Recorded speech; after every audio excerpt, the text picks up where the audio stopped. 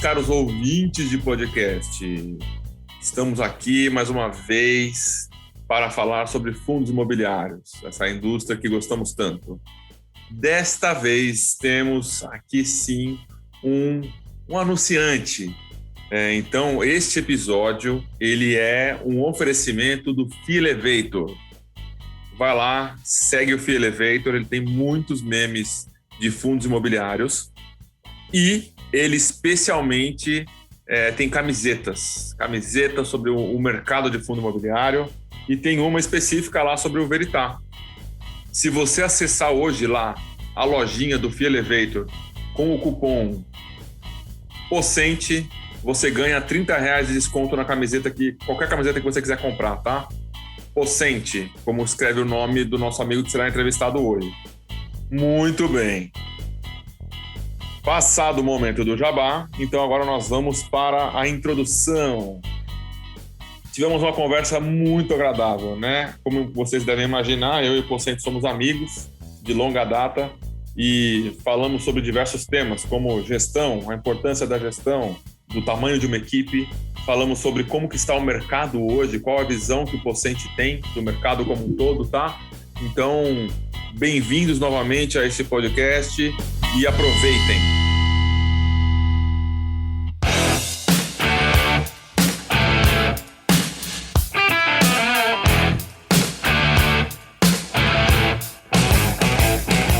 Boa noite, Rodrigo Pocente. Grande Felipão, prazerzaço estar aqui, boa noite, obrigado aí pelo convite, excelente, muito contente aí, obrigado.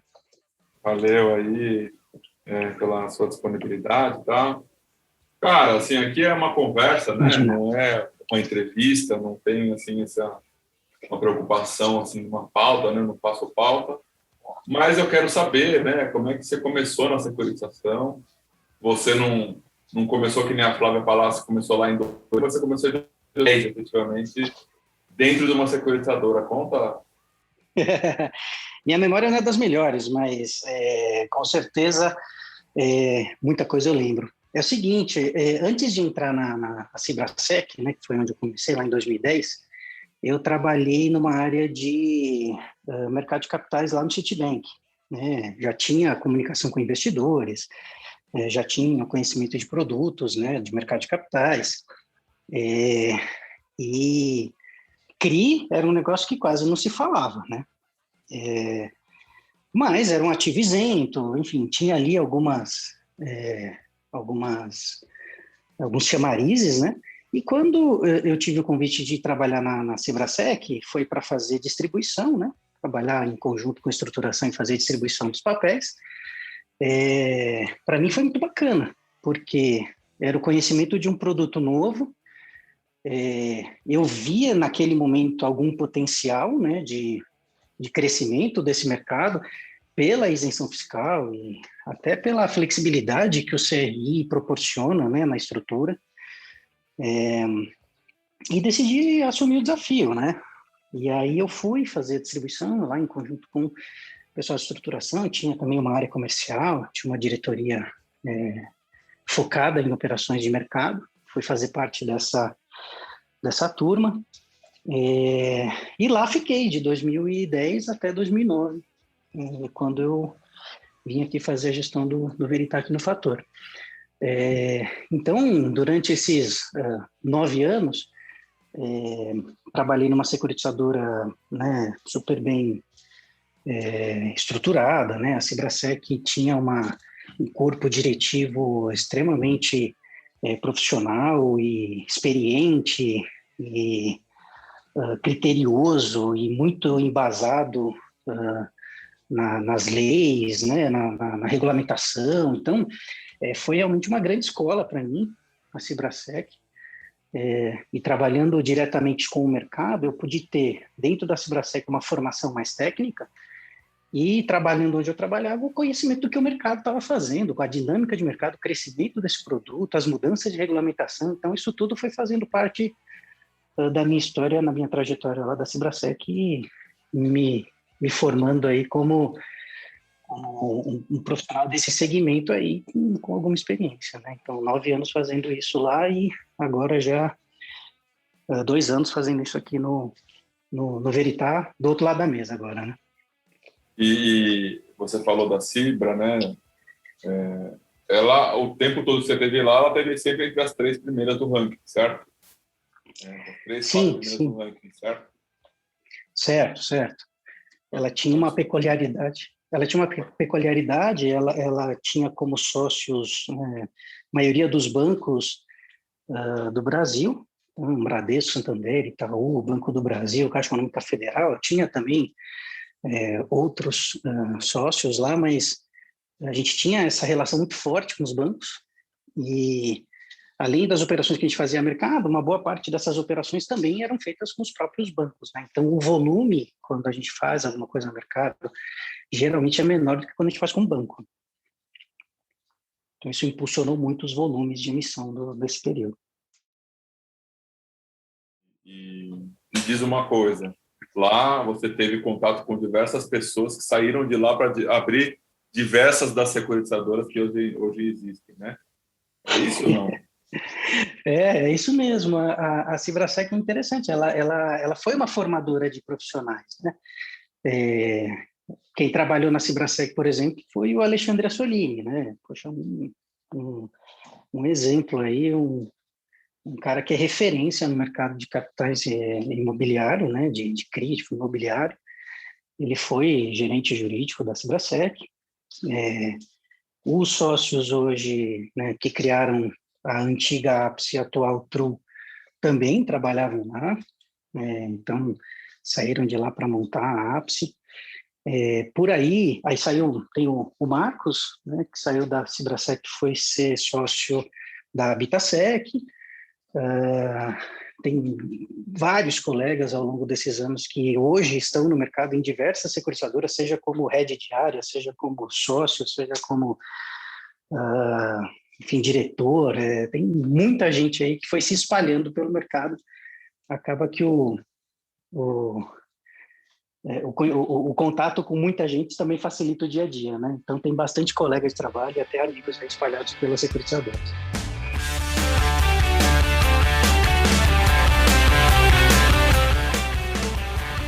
É legal, né? Como eu acabei me mantendo nesse mercado, é legal você ver o mercado crescendo, as pessoas fazendo outras atividades, mas sempre relacionadas ao mercado, e você vê a importância que esse mercado tomou e, particularmente, a sorte que eu dei em fazer a escolha certa, de ir para o mercado certo no momento que eu tive a oportunidade. E me diz uma coisa, você ficava mais na distribuição lá, mas apoiando a estruturação, correto? A gente tinha que trabalhar junto, né? Porque quando você faz uma venda de um CRI, você precisa explicar a estrutura. E quando você tem um investidor que quer uma alteração na estrutura, você precisa ajustar essa estrutura e acaba sendo um trabalho muito conjunto, muito próximo. Claro que as habilidades técnicas de um cara que é planilheiro, que é estruturador, enfim, são realmente são realmente superiores, mas o entendimento da estrutura, como que a gente vai montar, como que aquilo vai se refletir na documentação, que tipo de cuidado que a gente vai ter, enfim, tudo isso acaba sendo conjugado, né? Sendo feito em conjunto mesmo, com o feedback que a gente tem do mercado e de investidor e com a estruturação em conjunto, botando isso para funcionar, né? E é uma das belezas do CRI, inclusive, né? A flexibilidade que a gente tem em fazer estruturas, né, mais tailor-made possível. É isso, eu também acho que tem um lado, né, que requer uma atenção específica, né, que é a parte da documentação, da formalização das garantias, mas como cada lastro, né, é de uma empresa específica, né, e tem uma situação específica que cada empresa está, e o investidor, com quanto apetite ele está para tomar aquele papel, né, as estruturas vão se formando desse jeito, né. Você ficou esses 9 anos basicamente lá. Pelo que eu me lembro, né, quem nos apresentou foi o seu chefe indo almoçar com o meu chefe, e fomos juntos, né? Naquele almoço no Entrecô, lá no Itaim. Pô, que memória, eu não lembrava onde era, mas eu lembrava que tinha almoçado junto com os nossos chefes. Em 2015, se eu não me engano, e a minha segunda passagem no Caixa Geral. E assim, você teve a oportunidade de estar numa securitizadora, né, durante muito tempo, e ver muitos que eles nascerem, terem a sua vida inicial, terem o seu ápice, e alguns, né, acabarem dentro do prazo vencendo, né, e alguns tendo problemas, né? Conta para nós alguma história que dê para contar de algum CRI que deu problema. Os que são bons, né? Que nem diz o nosso amigo coronel aí do Fator, todo mundo só faz operação boa. Não tem ninguém que faz operação ruim. E na hora que vai fazer, né? A operação é maravilhosa, a operação é linda, né? Mas depois que a gente vê a história acontecendo, né? Tem algum caso que você pode contar, sem necessariamente abrir nomes? Né? Cara, o Coronel é um caso à parte, ele tem vários jargões excelentes. Tem um que eu gosto muito, é assim, a gente às vezes leva uns casos, fala, pô, o cara tá bagunçado aqui, mas olha só, fazendo assim, ele pode melhorar e vai fazer sentido e a gente vai estar protegido. Aí ele fala assim, ah, então tá bom, então na nossa vez ele vai funcionar, agora na nossa vez vai dar certo. Genial, ele é genial. É a noiva, Admiro né? muito ele. A noiva, a hora que vai casar, é uma beleza, né? Ou o noivo, né? Tanto faz, né? E aí, depois de 2 anos morando junto, que a gente vê, né? Como é que é a realidade, né? Exatamente. Cara, a gente teve alguns casos, mas vou te falar assim, emblemáticos na Cibrasec, a gente teve muito casos de renegociação. A Cibrasec, ela tinha um histórico de fazer operações mais bem estruturadas, existia uma cautela da diretoria, até por conta dos acionistas, que, obviamente, né, davam diretrizes, né, de operações que a gente poderia trabalhar ou não. Então, existiam operações que a gente evitava exatamente por conta de um conselho que colocava ali algumas barreiras. Tudo que a gente fazia, a gente visava buscar muita segurança, muita garantia. E assim, eu acho que eu posso comentar operações, quando a gente fala de loteamento, existe obviamente você sabe disso, eu vou contar um pouco mais no detalhe para quem ouvir poder entender e assimilar um pouco, mas existe aquela tabela de amortização, que é a tabela SACOC. Então, ela Meu vai... Deus! Exatamente. Lá atrás, a gente via essas tabelas e falava assim, pô, isso aqui é perigoso. Dá para fazer? Dá, vamos tentar ver com o investidor, vamos fazer alguma coisa tailor-made de novo, né? Sempre trabalhando com essa questão de fazer da melhor forma possível e utilizando a flexibilidade que o papel nos dá. E aí a gente viu lá, bom, o cara começa pagando R$300. Se o GPM não for muito elevado, você já sabe como é que está o negócio hoje, então, né? Então, assim, pô, todo ano o cara aumenta a parcela em 12%, que era os juros. Só que ele também tinha a correção monetária, que geralmente era o IGPM. Então, assim, num ano de IGPM alto, o cara corrigia a parcela dele em 15%, 20%. Então, assim, quando a gente analisa um negócio desse, a gente fala, é impossível? Não. É difícil? É. Muito. Então, vamos fazer o seguinte, vamos botar uma estrutura muito blindada, muito colateralizada, muita garantia, para que a gente tenha algum conforto, porque certamente a gente vai fazer alguma renegociação ao longo da operação. Dito e feito, né? A SACOC é uma bomba relógio, e aí a questão é a gente fazer uma estrutura suficiente para que, se ela explodir, ela não cause muito dano, e se a gente tiver que cortar o fiozinho azul ou vermelho, a gente saber qual que vai desativar a bomba. Né? Saber por onde começa para desativar, né? Exatamente. Então, assim, foi interessante, muito interessante as estruturas, foram muito interessantes as estruturações que a gente fez de operações com tabela SACOC. Muitas delas depois passaram por Dilma, passaram por Temer, passaram por greve de caminhoneiro, passaram por, né, Bolsonaro, e óbvio que elas naturalmente já iam ter algum tipo de estresse. Com todos esses eventos, né, políticos e econômicos, esses estresses foram potencializados, e ultimamente mais ainda com esse exagero que a gente está vendo aí no IGPM. IGPM nervoso, né? Nervosíssimo. Então, a gente passou por renegociação, acresce, colocar mais carteira para dar mais robustez no colateral, tinha ali um gatilho de que o cara, o loteador, estava na física, né, dando ali seu aval, ele tinha um patrimônio de, enfim, independente do valor, mas era muito elevado, tinha uma empresa patrimonial com muito capital, com muito patrimônio. Então, a gente tinha uma segurança corporativa que não é usual em operações pulverizadas. Operações pulverizadas, a gente olha muito carteira e dá menos peso para o corporativo, apesar de pegar toda a linha de colateral. Então, é SPE, empresa, holding. Acho que eu conheço essa operação. Pois é. E aí a gente passou por algumas renegociações, até que o cara, em um momento, quis pré-pagar.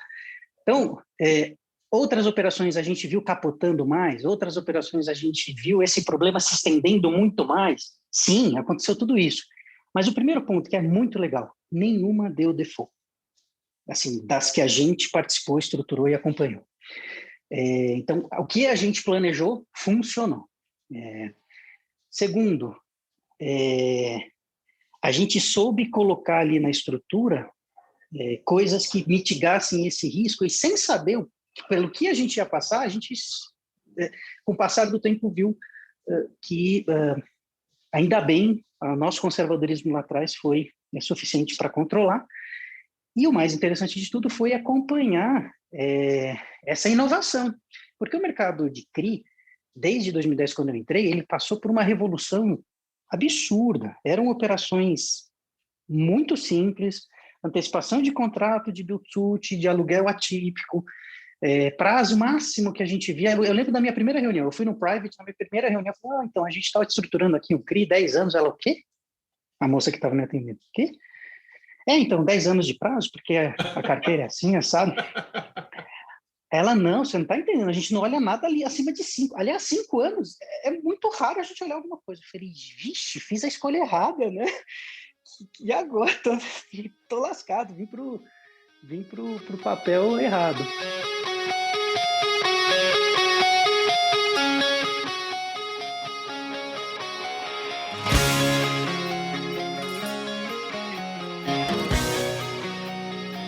Mas isso mudou muito rápido. O crescimento dos fundos imobiliários, a criação do fundo imobiliário de CRI, que realmente deslanchou lá em 2009, 2010, o fundo de CRI, quando foi permitida, quer dizer, existia a isenção fiscal para o fundo imobiliário que comprava CRI, mas não existia a isenção fiscal do CRI dentro do fundo. Então, era um negócio meio esquisito. Em 2009, final de 2009, começo de 2010, isso foi ajustado, então tinha isenção fiscal dentro e fora do fundo, e aí os fundos de CRI começaram a aparecer, e esse mercado começou a crescer, e aí sim, operações de 10 anos passaram a ser comuns, lastros diferentes passaram a ser avaliados, então muita coisa foi se formando, a gente foi vendo o mercado crescer, vendo a criatividade trazer mais atratividade para esse negócio. E essa é uma dessas operações, meio que a gente participou das primeiras, do laboratório dela, né? A gente começou e viu a evolução dela e viu que deu certo, outros casos não deram, enfim.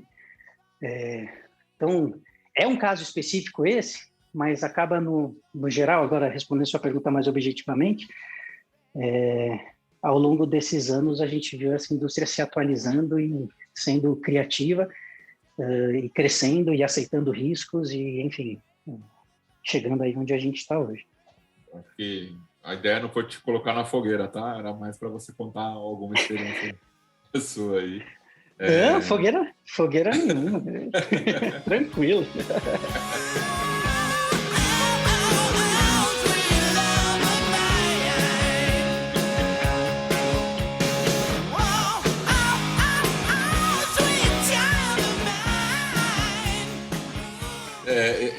eu venho observando, né, de um tempo para cá, né, a minha visão, tá, quando eu estava do lado da distribuição, né, numa securitizadora também, quando eu estava na Gaia, a gente, inclusive, na época, trocou muita figurinha, né? A gente ia tomar nossos cafés lá na Starbucks, acho que era da Santos, né? E a gente trocava figurinha de operações e como estava o mercado. E a minha visão na época, tá? Era que era uma muralha, né? Assim, para a gente chegar nos investidores, dos fundos de CRI, né? Tinha como se fosse... Assim, era tão difícil vender, né? Era ter que fazer todo uma due diligence, etc. E aí, quando eu fui para o lado do buy side, a visão que eu tive foi que não era tão grande assim, né, a muralha, né? Então, qual que é a sua visão com relação a isso? Porque a gente está passando um momento hoje, né? Que aí a gente está falando hoje aqui dia 5 de março, né? Que tem, quando eu entrei no Veritas, que, se eu não me engano, foi março de 18, já tinha um problema, né? Que tinha muitos gestores, muitos fundos de CRI, e, inclusive, na primeira live que eu fiz com o Baroni, eu falei exatamente isso, né?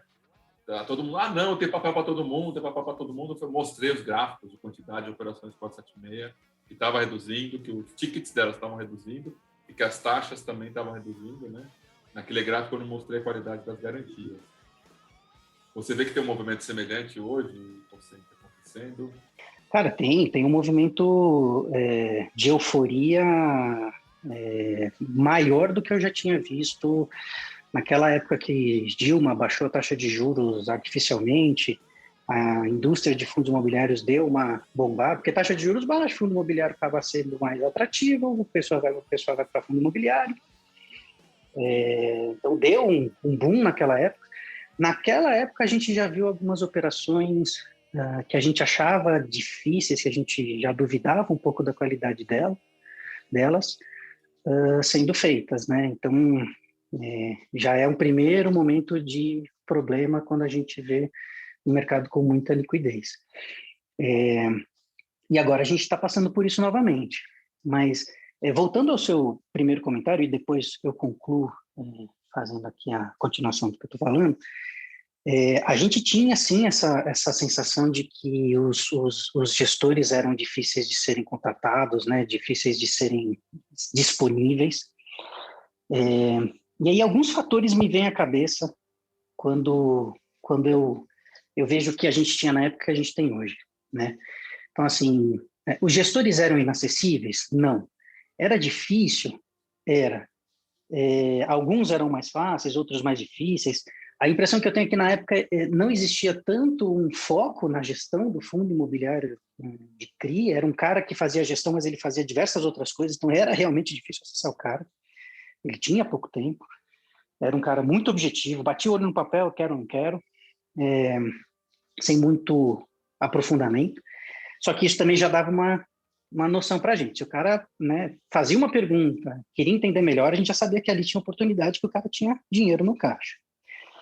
Era uma época também que os relatórios dos fundos imobiliários não eram tão detalhados, eu não lembro nem se tinha relatório mensal, todos os fundos tinham relatórios mensais. Não, imagina, isso é uma coisa novíssima. Novíssima, exatamente. Então, assim, naquela época, como é que eu ia saber se o cara tinha caixa, se o cara não tinha, o que o cara estava comprando, se o cara não estava comprando, se eu não ligasse para ele e perguntasse, né? E quem disse que esse cara queria me falar o que ele estava comprando, o que ele não estava, porque ele sabe que eu falo com outros gestores e ele tem, obviamente, receio de vazar em alguma informação que ele esteja trabalhando ali como estratégica. Então, era realmente difícil esse acesso. Mas tem um ponto aí que é, de novo, a gente chegar na liquidez. Para que o cara vai querer ficar olhando a operação se ele não tem caixa? Então, também tinha uma restrição em relação a isso, né? Então, até interessante, né? Particularmente falando, eu passei esses 9 anos tendo um pouco de dificuldade de fazer distribuição, tinha que fazer operações muito bem montadas, tinha que ter um momento de liquidez, tinha que falar com o investidor certo para aquele risco, e então era uma vida um pouco mais difícil. E aí agora que eu estou do outro lado, é o contrário, agora é difícil. Deus olhou para mim e falou assim: você acha que sua vida vai ser fácil agora, fiote? Não, agora vai continuar difícil, mas do outro lado.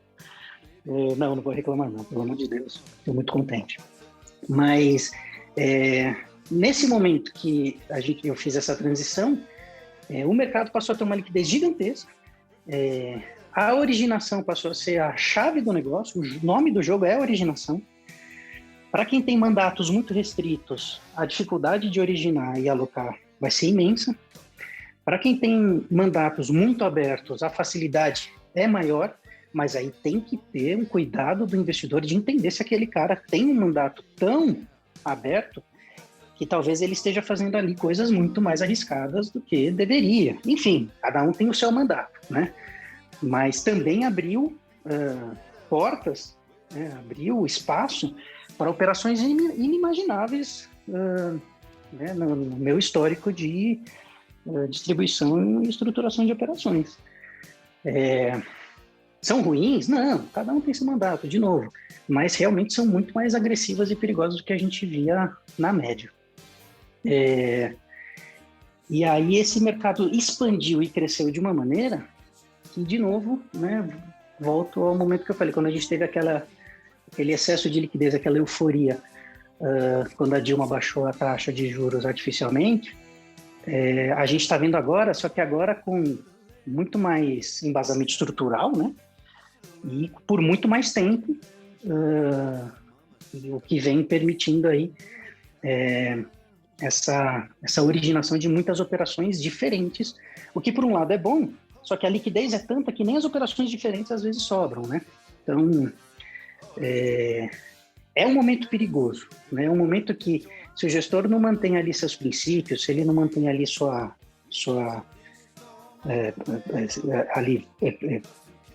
fechado ali com a sua experiência e com o que ele acredita, ele corre o risco de fazer alguma besteira, né? E só para finalizar, a gente nunca fala em operação muito dificilmente a gente fala em operação de 1 ano, 2 anos de CRI. 5, 10, 15, 20, 25 a gente já viu. Então, assim, você imagina você tomar uma atitude hoje ou aceitar um risco hoje que pode ser aceitável, daqui 5 anos talvez não seja, daqui 10 anos talvez não seja. São vários ciclos econômicos pelos quais você vai passar. Então, ao longo desse tempo, essa foi um aprendizado que eu tive. O tempo não pode ser menosprezado. Se está fazendo uma operação hoje que faz sentido, ela lá na frente pode não fazer. Então, é nesse mercado hoje que a gente se encontra, Felipão.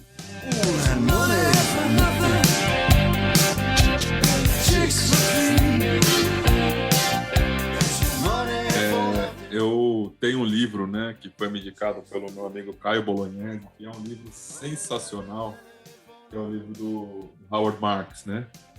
Ele ensina, né, como você ser, né, how to master the credit market, né, como você entender como que funciona, né? E ele fala justamente isso, né? No momento de excesso de liquidez, faça menos negócios. E no momento de escassez da liquidez, faça muitos negócios. Por que acontece? É o que você falou, né? Ele explica lá direitinho, tá? Assim, é sensacional. Inclusive, ele fala, título de notícia, exemplos que tem naqueles momentos que estamos vivendo agora de excesso de liquidez, né? Que é, por exemplo, 10 IPOs de empresas, 15 IPOs de fundo imobiliário, dobrou o número de investidores, triplicou o PL dos fundos. Então, isso, ele fala que nesse momento é o momento de fazer menos operações e com muito mais cuidado, com muito mais garantia. E no momento de escassez de liquidez, né, vamos dizer assim, são quando aparecem as oportunidades, né, de créditos bons que aceitam uma taxa maior, talvez, que aceitam fornecer uma garantia que eles não ofereceriam no momento de excesso de liquidez. Então, realmente um momento de cuidado, né? Um momento porque daqui a 3 anos ou 4, né, quando a empresa estiver passando pelo ciclo, né, de escassez de liquidez, ela não vai conseguir captar, provavelmente, né? Então, aí é onde ocorrem os problemas, né? Então, é bem em linha com o que esse grande investidor, que muitas pessoas gostam, os livros dele fala, é exatamente isso que ele fala que você comentou aí, tá bem alinhado. Ah, legal. E tem que ser, né? É uma uma visão de longo prazo. O fundo imobiliário não tem prazo definido, a maioria deles, né? Não tem prazo de encerramento. Você, pela não necessidade de trabalhar com passivo, com resgates, você pode utilizar o máximo da liquidez dentro do seu fundo possível, e você pode também trabalhar com iliquidez dos papéis e prazo dos papéis. Então, assim, é longo prazo, na veia, nos papéis, no fundo. Eu acho que esse é o principal ponto do longo prazo, o cuidado do longo prazo. E outra coisa que também acaba acontecendo, zero julgamento de valor aqui, não é minha intenção de forma alguma fazer qualquer tipo de crítica, mas acabam aparecendo casas, né, lançando fundo de CRI, que é o fundo mais fácil de ser emitido hoje, né? Existe uma alocação no título de crédito, você não precisa ter uma negociação no escritório, de um imóvel, seja ele logístico ou de qualquer outra natureza, enfim. Acaba sendo um tipo de fundo que consegue uma alocação rápida, e nesse momento que a gente passa, alguns, entre aspas, oportunistas, ou alguém que talvez não tenha tanta experiência assim nesse mercado, acaba entrando e surfando essa onda, né? Eu acho que é outro risco que a gente acaba tendo também no mercado de euforia que a gente está passando. Mas é cíclico, né? E a minha visão é essa, sempre vai ser. Se a gente faz direito, a gente faz sempre. Então, pensando no longo prazo, não deixando, né, as minhas referências, os meus princípios serem subjugados ou atravessados, com certeza a gente vai ter longevidade.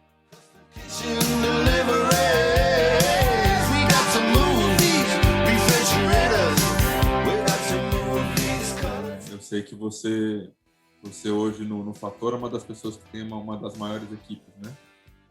O Veritá, né? Com relação ao número de CRIs por pessoa, né? Uhum. Por quê? Cara, a gente tem uma preocupação enorme com os ativos que estão na carteira. Então, tudo isso que a gente falou até agora, preocupação com longo prazo e tudo mais, faz parte da primeira preocupação, que é observar como o mercado está, os papéis que estão vindo, que tipo de garantia ele vai ter, né? Que tipo de estrutura ele vai ter, e ali é nossa barreira inicial, que é se o ativo faz sentido dentro da carteira, dentro do fundo. Se ele é bom o suficiente, se a taxa faz sentido, enfim. O segundo ponto, imediatamente após a conclusão desse tipo de análise inicial, é o controle e o acompanhamento desses ativos. A gente também comentou que esses ativos são tailor-made, têm uma flexibilidade grande, e a criatividade é grande, e essa criatividade acaba gerando algum tipo de ineditismo. Esse ineditismo acaba acompanhando algum tipo de acompanhamento diferente, ou mais cauteloso, mais cuidadoso. Trabalhando, de novo, pensando na experiência que a gente teve ao longo desses 9 anos lá na Cibrasec, mais esses 2 agora no fundo, o acompanhamento da operação em cima, na vírgula, ele é fundamental, e ele traz a possibilidade de você se antecipar a um problema. Então, você ter essa possibilidade, você ter essa oportunidade, não pode ser jogada fora, não pode ser jogada no lixo. E para que você acompanhe tudo na unha, no detalhe, possa se antecipar a algum tipo de problema, você precisa ter equipe, precisa ter gente boa, precisa ter gente de qualidade e precisa ter quantidade, né? Não tem como fugir disso. Hoje a gente tem pouco mais de 50 CRIs, muitos deles relativamente pequenos, pelo histórico, né, por herança que a gente tem, um fundo muito antigo, né? Então, a herança é excelente de todos os gestores, em todos os âmbitos. Mas tem lá, né, alguns CRIs que acabam tendo um saldo devedor pequeno. Não deixam de ser analisados, não deixam de ser acompanhados, né? Então, acho que a preocupação número 2 ou junto com a número 1 é acompanhar esses CRIs, é ter ali relatório, é ficar em cima da securitizadora, é avaliar no detalhe.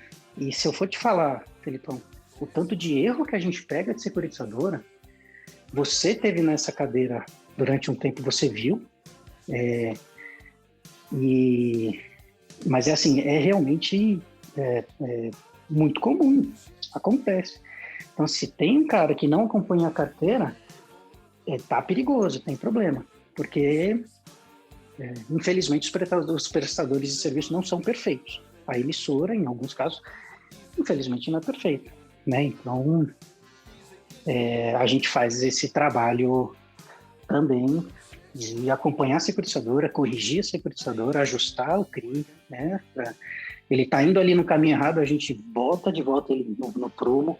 Essa é uma das vantagens também da gente, nesse momento, conseguir fazer operações com tickets mais elevados. A gente passa a ser majoritário nas operações, então qualquer desvio de rota a gente consegue corrigir e ser majoritário para que isso seja feito da maneira que a gente acha mais adequada. Então, o acompanhamento é tão ou mais importante do que a primeira análise e constituição da operação no formato que a gente acha adequado.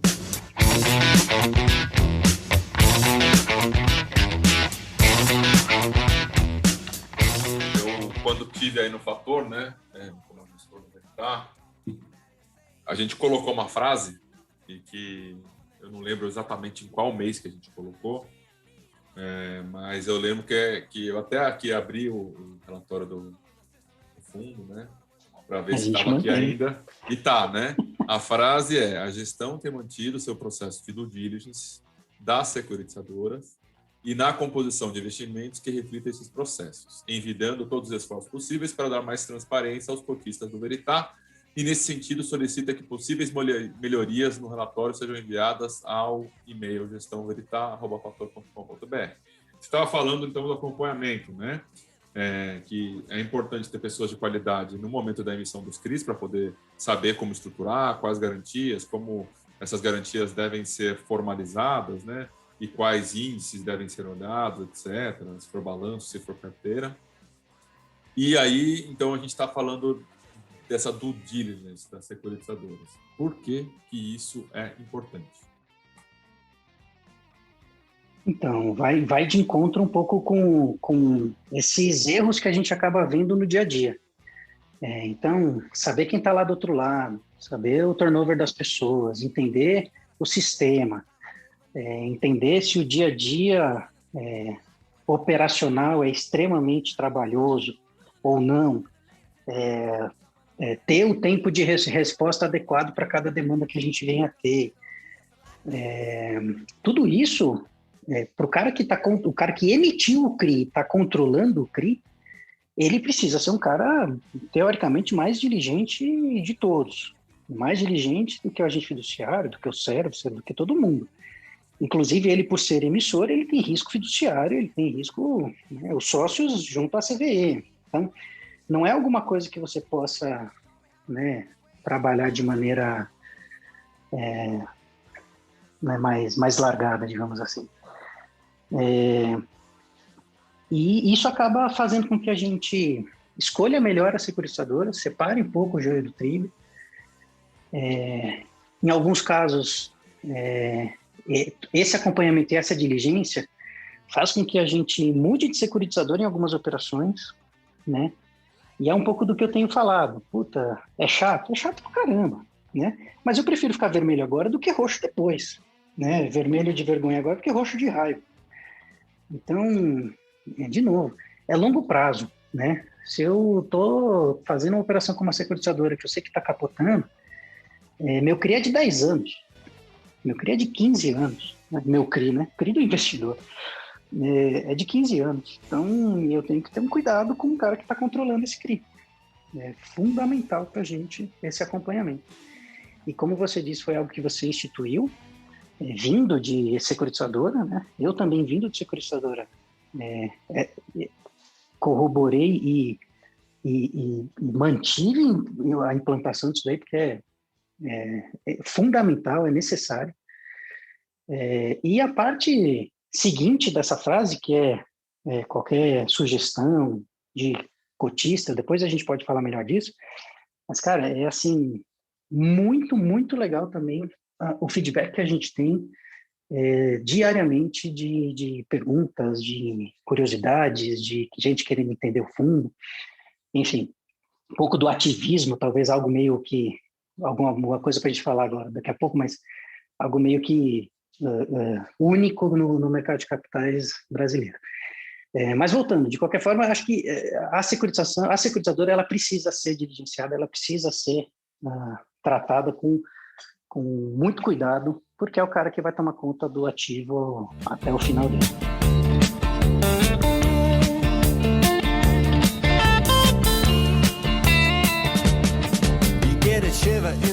Bem, eu não falaria melhor. Muito bom. Eu não tinha visto ainda o relatório novo. Abri aqui. Você viu que Parabéns. bonito?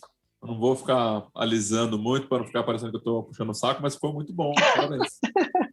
Parabéns. Cara, parabéns para você. Você que fez a base. A gente só perfumou, maquiou, fez uma maquiagenzinha assim. A gente fez algumas coisas a mais do que da base que você fez, mas a sua base foi realmente um exemplo para várias outras gestoras, né? Você vê esse formato sendo copiado, né? No momento que você colocou isso em voga, cara, esse formato foi copiado por caramba.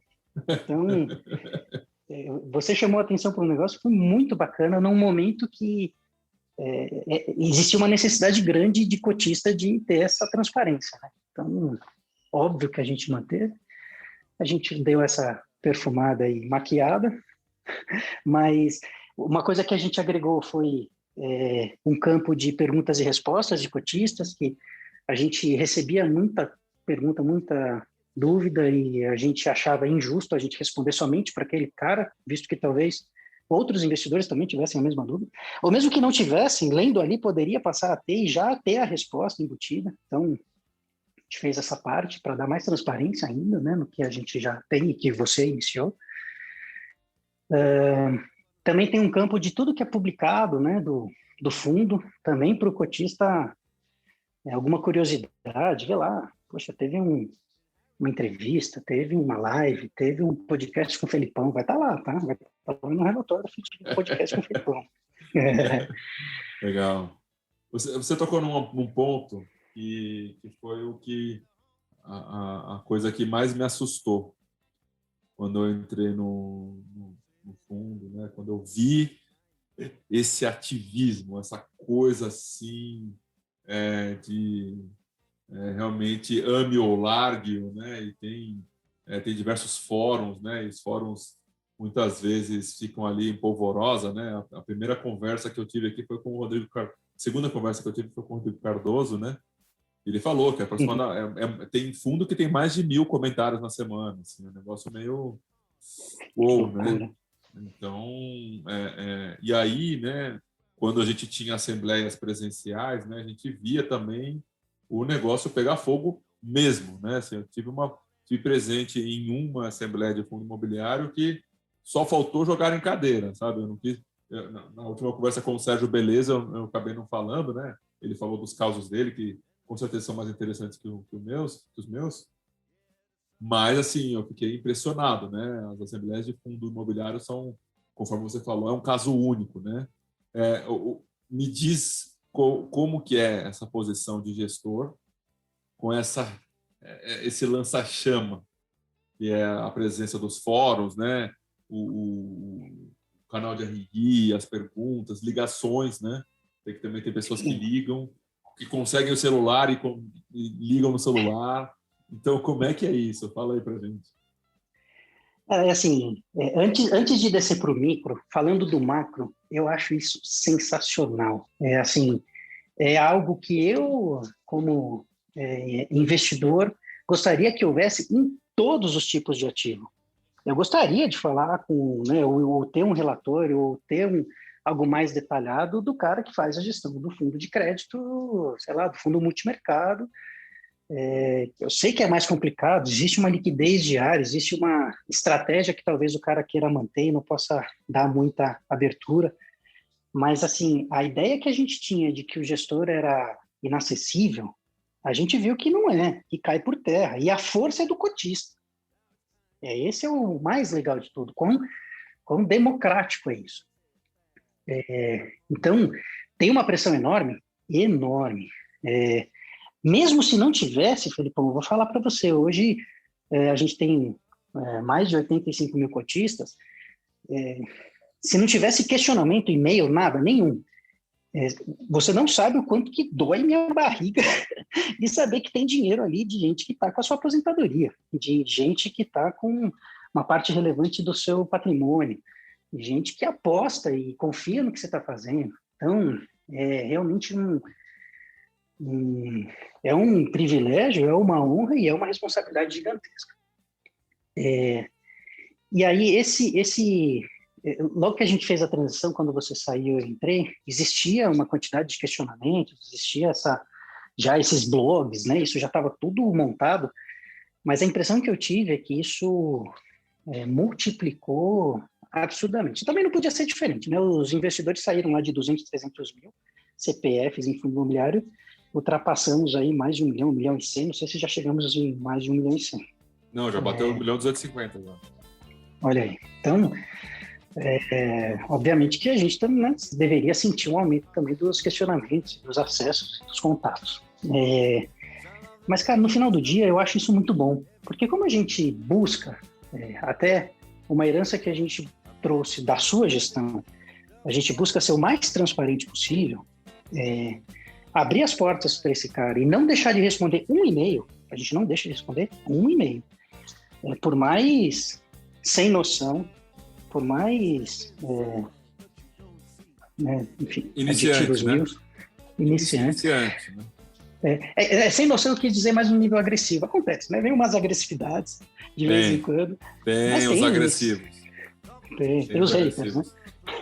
Só falar rapidinho, assim, tem um dos grupos de fundo imobiliário que eu participo que o cara lá num dos fóruns, né? Ele falando assim, seus incautos, vocês estão comprando esse fundo, eu estou operando vendido nele. Pra quê, né?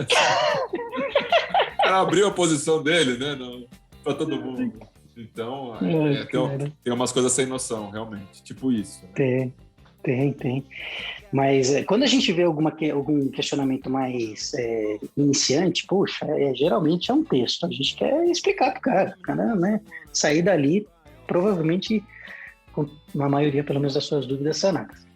E a gente vê questionamentos super técnicos, o cara perguntando assim, poxa, mas o que quer dizer esse lastro desse contrato ser atípico? E aí você fala, porra, que legal, que interessante, olha o nível de detalhe que o cara está querendo entrar, né? Não sei se a posição dele é relevante ou não é, mas só da gente ver esse nível de educação do investidor, com o aumento do nível das perguntas que a gente vem recebendo, também é algo muito bacana, né? Porque às vezes, qualquer movimento que você faça, alguém que não consiga entender, você pode ser prejudicado, pode ser mal interpretado. O cara que tem um pouco mais de educação vai entender melhor. E aí até vem aí o elogio e o trabalho excelente que todos esses analistas vêm fazendo. Inclusive, o professor Baroni, que eu admiro bastante, fazer uma referência aí a ele, que para mim o cara é referência no mercado. E é um trabalho importantíssimo. Mas no final do dia, Filipão, é uma baita de uma responsabilidade, a gente não deixa de responder um e-mail, e tudo que a gente puder fazer para tornar a nossa gestão e o nosso dia a dia mais transparente possível para o cotista, que no final do dia o dinheiro é dele, eu sou empregado dele, né? A gente com certeza vai fazer. E sempre pensando em melhoria do relatório. Essas duas foram, né, melhorias do que você já tinha feito. Essa perfumaria aí ficou bonitinha, mas não conta como transparência. E tem mais coisas que a gente vai colocar, tá? E todas as sugestões que a gente recebe de cotista, que são muito legais, tem muita sugestão bacana. a gente responde dizendo ou se é possível ou se não é, né, válida, ou responde que a gente vai analisar e avaliar para poder incrementar no relatório. Inclusive, muitas dessas sugestões foram utilizadas nesse novo relatório como incremento de informação. Eu também, né, você falou que foi eu que fiz o relatório, né, da herança, né? Na verdade, eu utilizei, né, do professor Baroni e do Bassi para poder me dar inputs, né, de como melhorar, né? Óbvio que tinha coisas que foram outras pessoas, mas grande parte das melhorias que foram realizadas, né, além das coisas específicas da securitizadora, né, que a gente achou por bem colocar, foram ideias dos dois, né? E eu juntei as ideias dos dois e disponibilizei. Então, o crédito é todo deles, né? Excelente. Então, repasso então os créditos, tudo que eu disse. Repasso a eles, mas obviamente com o seu incremento. Você também fez a parte de botar em vigor também, tem todo o mérito.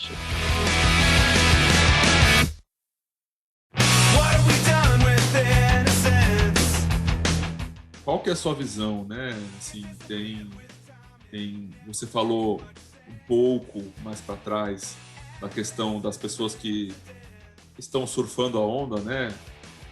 As gestoras que estão surfando a onda e que não necessariamente têm profundidade, mas que podem dar certo também, né? E também tem muitos influencers, né? Tais como o Maroni, como o Bassi, o Arthur Vieira de Moraes, e tem o Jacinto, e tem tantos outros, né? O Danilo e o Marcos lá no Twitter 11, o Losnak e o Carter, mas tem muitos outros, né?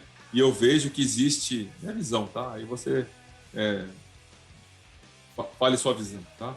E tem muita gente também surfando essa onda de fundos imobiliários, né? Que em 2 anos, 3 anos, quadruplicou, quintuplicou o número de investidores e também estão surfando essa onda. Qual que é a sua visão disso? E você acha que é o quão positivo ou qual que é a sua avaliação? Assim, positivo acho que do modo geral, é ruim a gente ver, né, um pouco de um desvio do que a gente acha que deveria ser o correto, mas também não tem como controlar. E eu acho que no final do dia vai ter uma seleção natural. E o nome do jogo para mim é educação do investidor. O investidor educado, inteligente, o cara que tem interesse, se aprofunda, não precisa ser muito, tá? Porque a gente está falando superficial. Esse cara ele vai ter um mínimo detrimento de saber, poxa, esse influencer aqui, não sei se ele é às vezes exagerado, às vezes omite, às vezes tá querendo ser, né, mais chamar atenção para alguma coisa, ao passo que tem outros mais sérios. Tem gestores, então, vamos lá, deixa eu analisar melhor os fundos, vamos ver o histórico do gestor, vamos ver o histórico dos caras, vamos ver como as carteiras se comportam. Muito do que a gente tem falado hoje, talvez até não se materialize, né? Então, poxa, eu acho que tem algumas operações de CRI que eu vejo outros gestores fazendo e eu não faria. Então, pode ser que eu seja conservador demais e essa operação dê super certo, e pode ser que essa operação não dê. Então, é só o tempo que vai dizer, né? E o tempo vai fazer essa separação e eu acho que vai fazer essa seleção natural.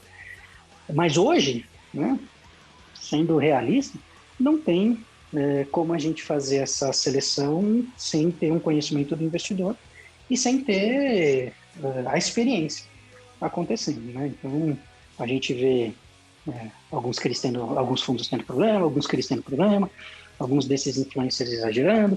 Isso vai tudo corroborando e trazendo mais informação para o investidor que quer participar, quer ser um pouco mais educado, fazer a seleção dele. Mas, no geral, eu acho muito positivo. Eu acho que tem que ter... Também. Tem que falar. Quanto mais falar, mais o investidor vai se informar, vai se atualizar, vai entender, e aí ele vai ter esse discernimento de fazer a seleção dele. Alright, estou contigo também. Eu vejo que fale bem ou fale mal, né? Mas tá no Trending Topics ali, né? Todos os influencers de finanças têm um ou dois vídeos falando de fundos imobiliários, seja falando absurdo, né? Como coisas que estão aí nos fóruns, né? Viram memes, etc. Ou coisas sérias, né? E aí as pessoas vão aprendendo, vão se educando, vão se desenvolvendo, né? Vamos dizer que tem pelo menos 1 milhão de pessoas que investem há menos de 2 anos, né? 250 mil investidores em 2018, né? Então, 3 anos, vai. Vamos dar aí para 2021, mas considerar que seja um ano já rodado. São 3 anos. Então, é pouquíssimo, né? E aí, com um monte de circuit breaker no meio e mais 250 mil investidores depois. Então, realmente um mar de novidades, né? E muito mais legal e dinâmico do que Big Brother, novela, qualquer coisa. Esse mercado no Brasil é sensacional. A volatilidade é monstruosa em todos os sentidos, né? É interessante, né? Muito investidor acaba se apaixonando e não é à toa, né? É um mercado realmente apaixonante. Eu entendo desse jeito. Eu vejo que os grupos também, tem os grupos de WhatsApp, de Telegram.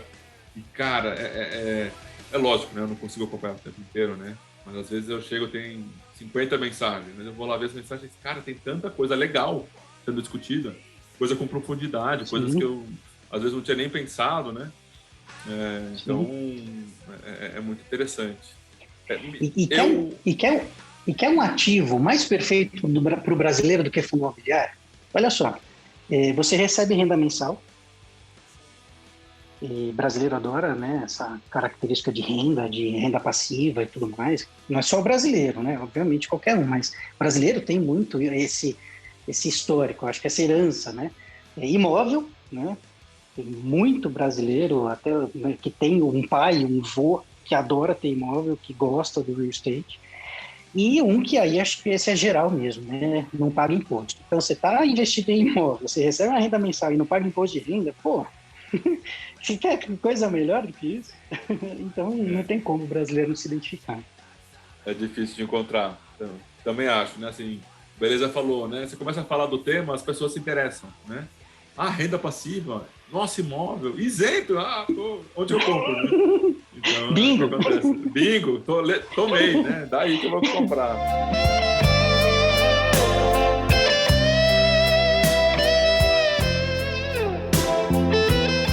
Me diz uma coisa, a gente estava, né, comentando de securitadoras, de devedores, etc., né? E o que você acha que é importante um investidor quando ele vai analisar, mais basicamente, vamos dizer assim, de uma maneira mais rasa, um fundo de CRI? Cara, que pergunta boa e difícil. Tem tanto detalhe, e dentro do detalhe tem tantos outros detalhes, que de uma maneira rasa, na minha opinião, dificilmente alguém vai ter uma avaliação bem feita. Mas o que pode ser feito assim, olhando de cara, histórico do fundo, né? O que ele teve ou não de default, características mais macro da carteira do fundo, é mais pulverizado, é mais corporativo, é mais concentrado em algum tipo de lastro específico, tem uma concentração grande em algum tipo de indexador. Hoje a gente sabe da dificuldade que o IGPM está gerando aí, em termos de repasse, possibilidade de inadimplência. Então, algum fundo muito concentrado em IGPM, né, potencialmente pode vir a ter algum problema.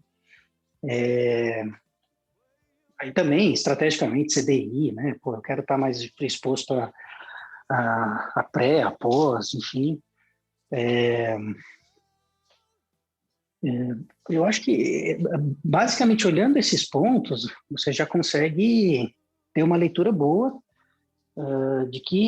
da onde o fundo se enquadra. Se ele está no high yield, se ele está no high grade, se ele está no meio do caminho, tem mais presunto, tem mais queijo, nesse misto aí. E já é uma boa referência. E o cara que é mais agressivo, ele sabe pelo menos fazendo essa análise para onde ele quer ir. O cara que é menos agressivo, ele também sabe, tem essa possibilidade de analisar para onde ele quer ir. E aí, se ele quiser realmente se aprofundar, Aí o trabalho é grande. Aí o trabalho, com certeza, é grande. E o apoio que o relatório mensal dá e as perguntas que se faz ao gestor e as respostas que se obtém, a transparência que se dá em relação a tudo isso, é a chave para que esse aprofundamento seja um pouco mais eficiente. Mas, Rodrigo, não é só olhar o dividend yield, isso já não mostra quais fundos são bons e quais fundos são ruins? Cara, com certeza. Faz ali um top-down dos últimos 3 meses e lasca a pau. Compra tudo, fácil. Beleza. Ótima resposta. Felipão, eu vou te dar um exemplo, você não vai acreditar. Uma revista, referência de mercado, publicou lá um ranking dos fundos que mais renderam nos últimos X meses. Em primeiro lugar, assim, de verdade, eu não fiquei chateado que o Veritas ficou em segundo e ele deveria ter ficado em primeiro. Não fiquei chateado. Eu fiquei mais surpreso, porque o fundo que ficou em primeiro lugar, fundos de CRI, teve lá toda uma segmentação. Fundos de CRI, o que mais rendeu era um fundo que estava amortizando. O cara não teve rentabilidade, ele amortizou. Ele pagou o cotista. Assim, a gente ficou tão abismado. Falou, meu Deus do céu. Então, assim, não é só o pequeno investidor, o médio investidor, que tem problema de entender, que tem dificuldade de entender. Assim, o cara que faz uma matéria específica, que trabalha no segmento de jornalismo, no mercado financeiro, faz umas paspalhadas dessas. Umas barberagens, né? Eu vejo isso. Barberagens. Eu fico só observando, sabe? Eu gosto. Tem uma coisa que eu gosto de fazer é observar. Ver como que a boiada está indo, né? E para onde que está indo. Eu fico, às vezes, olhando assim, fico admirado. Outro dia, num desses fóruns, postaram uma notícia de outro lugar, né? Que o cara falava, quer ganhar 18% ao ano, invista nesse fundo imobiliário, com letras garrafais, assim. Aí você vê qual era o fundo. Ele tinha perdido o inquilino fazia, 2 semanas. Tinha sofrido uma desvalorização gigante. Aí o cara pegou o último dividendo, comparou com a cota atual e falou que dava para ganhar 18%. Então, assim, é um absurdo que a gente vê, né? Assim, tantas coisas assim que eu fico observando e rindo, né? Às vezes eu faço um meme, às vezes eu só rio mesmo.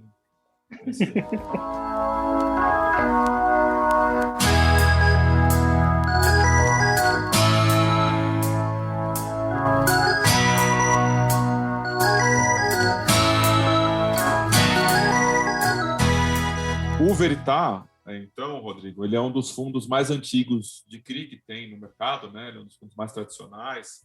Passaram lá atrás pela gestão do Selegato, que hoje está na Iridium. Eu fiquei 1 ano e meio ali, basicamente. Hoje está com você.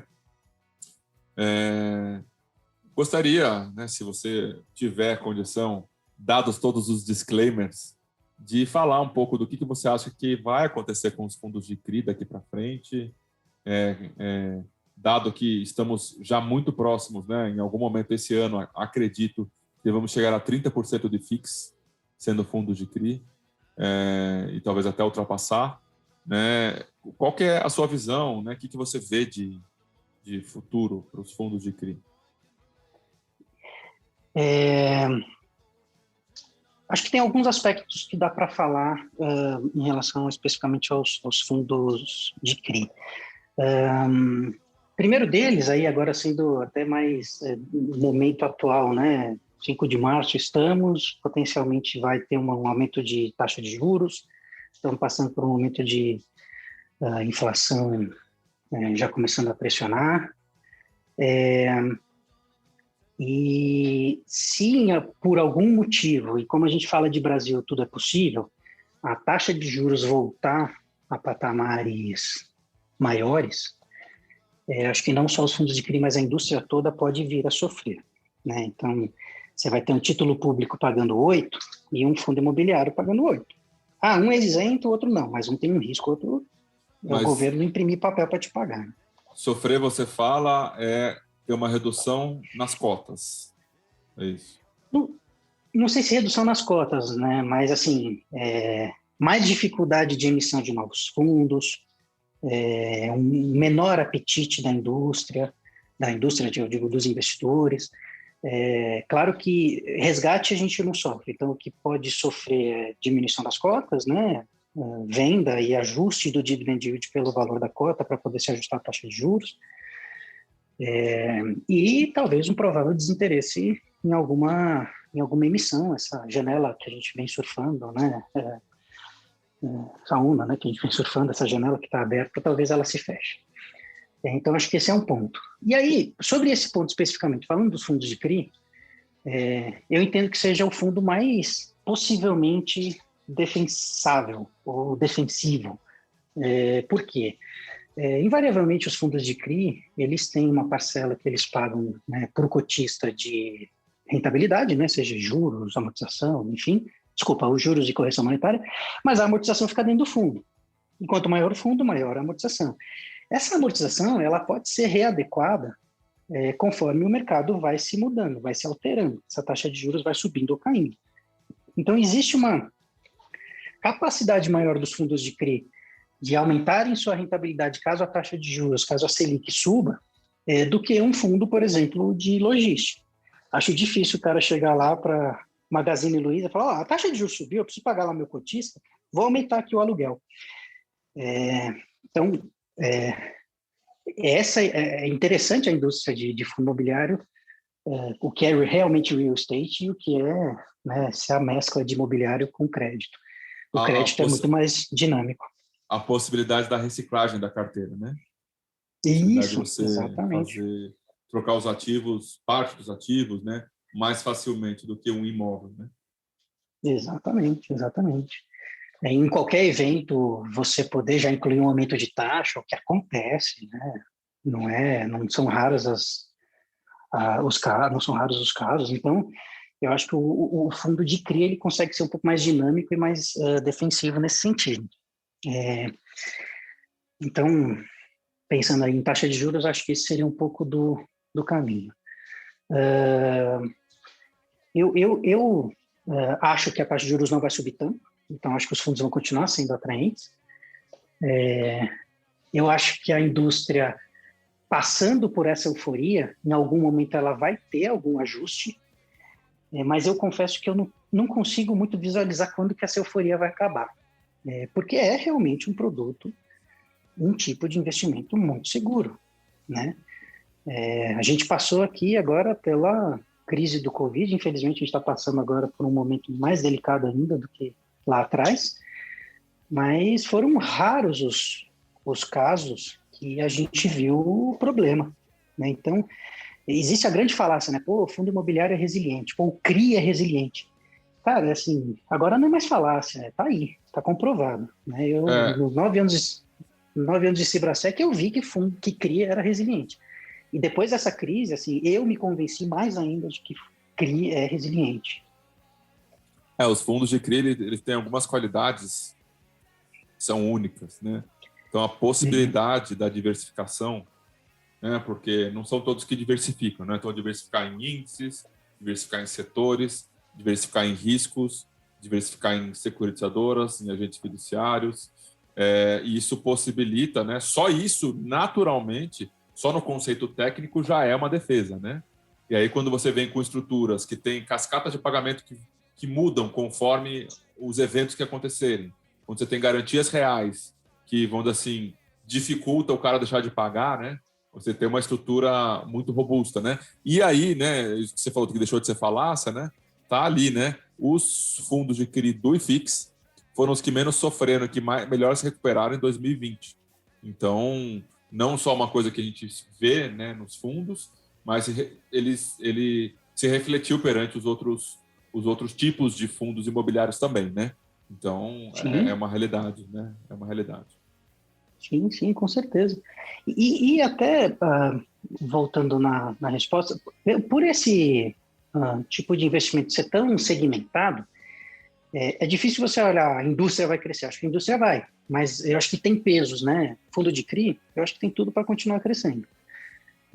Já se mostrou resiliente, já se mostrou que é eficiente, já comentei aqui que num desafio de aumento de taxa de juros ele é mais dinâmico. né, diferente de outros fundos, só que se a gente for setorizar, fundo de shopping, a gente está no momento de pandemia, os shoppings fechando, passam por dificuldade, mas também conseguiram passar pela crise, agora vai ter de novo aí essa piora, mas vai ter essa piora, mas não sei quão preocupante, quão problemática ela vai ser. Mas em algum momento, Felipe, os shoppings vão acabar. Os shoppings relevantes, os shoppings grandes, shoppings que têm tamanho, estrutura, robustez para ir a mercado, em algum momento vai acabar. Vai demorar? Talvez sim, talvez não. Depende também de quanto o país crescer, de quanto o país deixar de crescer. Mas o que eu estou querendo dizer é que existe uma limitação. Um capacity, galpões né? logísticos. Um capacity. Um capacity. Exatamente. Aí vamos falar de fundos de lajes e escritórios. Essa pandemia mostrou que não foi um grande problema, mas mudou um pouco a característica do trabalho do brasileiro. Há quantos meses você está trabalhando da sua casa? Vai fazer na semana que vem 12 meses. Eu também. Então, assim, tem muita gente que fala, não, vai continuar, tal, não sei o quê. Assim, igual não vai. Eu acho que, por mais otimista que você seja, igual não vai continuar. Vai baratear, não sei, também acho que talvez não. O que pode vir a acontecer os empreendimentos com menos qualidade, os escritórios, eu não sou especialista nisso, eu estou falando que pelo que eu sei, o que eu acho que vai acontecer. Eu acho que os prédios de menos qualidade vão começar a perder mais atratividade e os inquilinos vão começar a migrar por prédios com mais qualidade, mais bem localizados e tudo mais. Acho que uma movimentação ali vai ter. No AAA, talvez não tenha, mas eu acho que abaixo de AAA, talvez tenha alguma movimentação, sim. Então, assim, a gente, lá, o banco entregou 2 lajes. Então, assim, é um movimento real, não é algo que não está aí, é real. Então, eu já tenho um pouco de receio do que vai ser o futuro desse segmento, né? De novo, em termos de capacity. Centros logísticos, de novo, acho que depende muito do crescimento. O e-commerce, né, bombou, alavancou, eu acho que tem muito para crescer, mas, de novo, qual o capacity disso, né? Ao passo que crédito, né, um CRI, um laço imobiliário para a gente fazer um CRI, eu não vejo ele tendo muita limitação. E é o que você falou, a gente precisa necessariamente financiar um empreendimento residencial, a gente precisa necessariamente construir um galpão para um build-to-suit? Não. A gente pode fazer qualquer setor, né? A diversificação em setores, em segmentos, é total. Está abrindo um mar aí, né, de energia, né? CRI de energia está abrindo um mar gigante, né? CRI de energia de usina fotovoltaica. Primeiro que é um negócio interessantíssimo, né? E naturalmente de longo prazo. É receita perene. Por que a gente não financia um negócio desse, né, via CRI? Então faz todo sentido. Um instrumento de crédito de longo prazo no Brasil, um dos poucos que a gente tem, é o CRI. Então, tudo acaba influenciando e caminhando, né?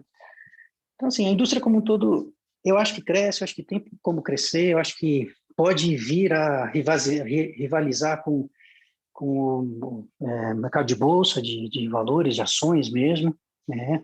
Eu acho que faz mais sentido para o brasileiro mais conservador ele sair da poupança e ir para o fundo imobiliário do que ele sair da poupança e ir para o mercado de ações.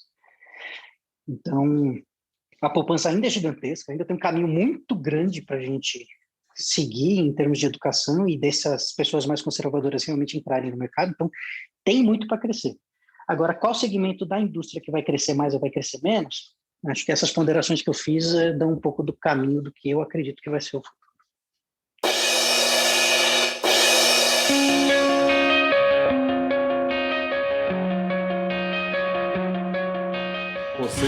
Eu não... Ou Fox, né? Cada lugar tem um apelido. Você sabe qual é o meu apelido agora, Felipão? Qual que é o seu apelido? Vampirão. Vampirão? Cara, depois você entra nos fóruns do Clube FI, os caras estão me chamando de vampirão lá. Porra!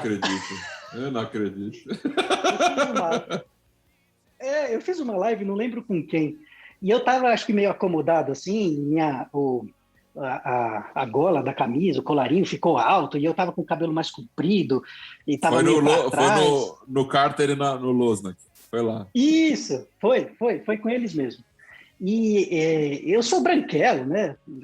Sou tão branco que eu sou meio verde até, e eu tenho as olheiras. Então os caras olharam, e alguém lá fez um comentário, parece um vampiro. Brother, isso tá pegando. E é impressionante, todo lugar eu tenho um apelido, cara. É Fox, é Tatu, é Vampirão, é demais, cara.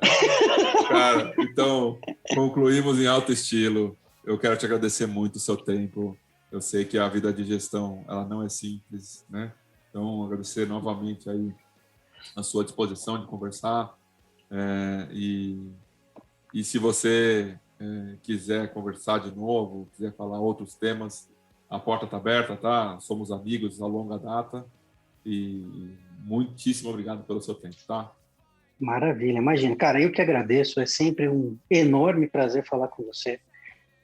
Você é uma pessoa que transformou a nossa relação em amizade de uma maneira muito leve, muito bacana, num mercado que na época era muito de concorrência, ninguém queria falar muito, todo mundo ali muito com medo, todo mundo éramos concorrentes, né? Éramos concorrentes, distribuição, e a concorrência, você tem que cotovelar a concorrência, você tem que estar na frente. E eu tinha um pouco dessa sensação de que, não precisa ser assim. E foi o momento que, quando a gente se encontrou e você com essa mesma mentalidade, realmente foi algo que fala, aqui a gente tem algo que a gente pensa junto e que acho que nesse sentido a gente pode tentar mudar um pouco esse comportamento e quem sabe fazer uma diferença em algum momento, né? Então, desde então, a amizade só cresceu, te agradeço muito, sempre muito bom falar com você. Eu que fico à disposição porque você precisar, e se eu precisar de alguma coisa, com certeza aqui, com a abertura que você está me dando, eu vou fazer uso. Te agradeço muito, muito obrigado. E a primeira e única, né, até hoje, né, eu achei que ia abrir espaço para isso, mas a primeira e única até o momento passagem de bastão de gestor para gestor online, né? Eu achei que pública, quando fosse acontecer, né, iam ter outras, né, mas ninguém criou coragem, não teve ânimo. Ninguém criou coragem, exatamente. Mas também foi um evento único, né? Acho que uma passagem de bastão amigável talvez não seja tão comum. Tão simples. Valeu, Pocente. Um abraço, amigo. Eu que agradeço. Abração, meu caro. Até mais. Tchau, tchau.